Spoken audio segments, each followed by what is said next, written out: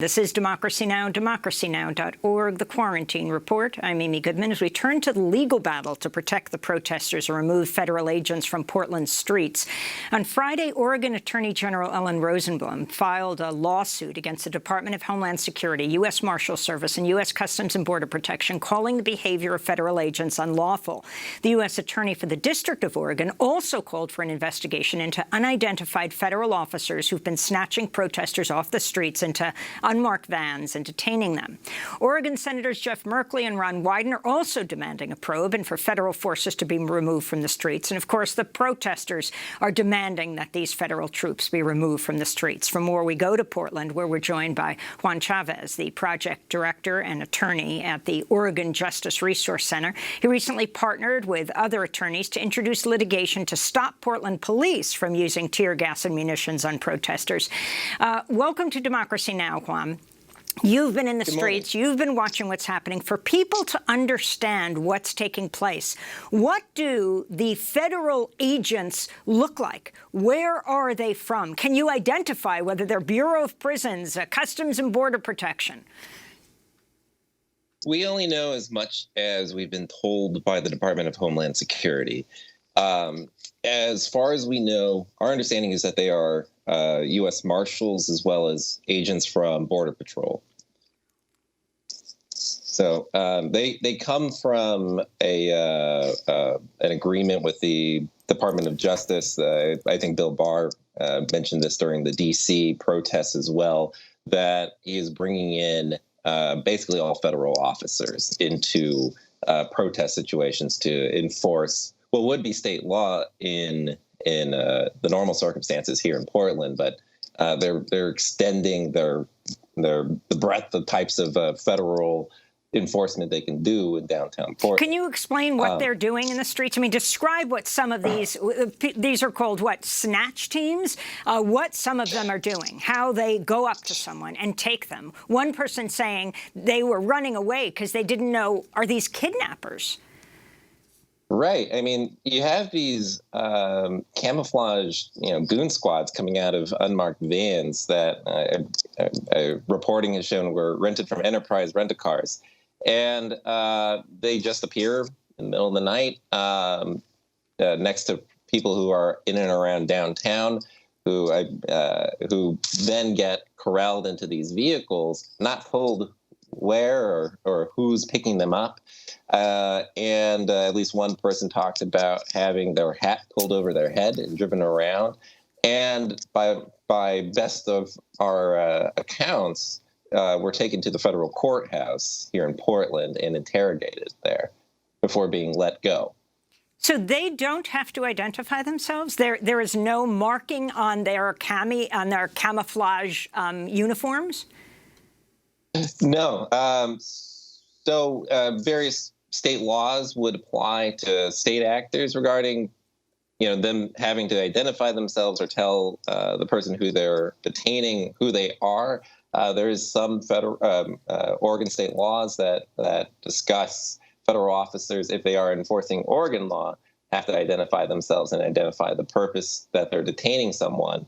But so far as we've seen so far, none of these camouflaged troopers have identified themselves to anybody who they're detaining.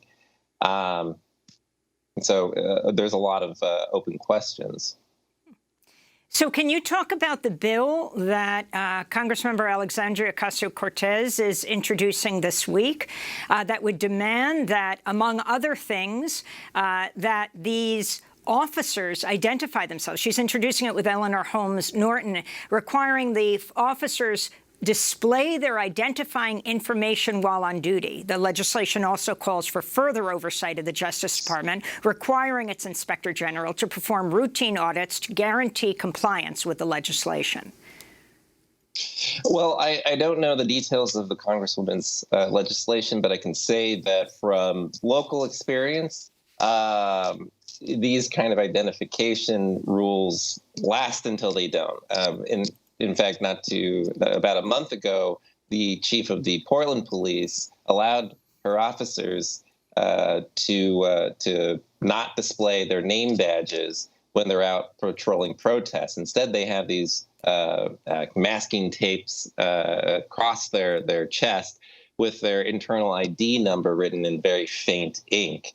And then when people are seeking to identify these officers through public records requests, they're being told, no, you can't use those ID numbers. You need to have you need to have an actual name.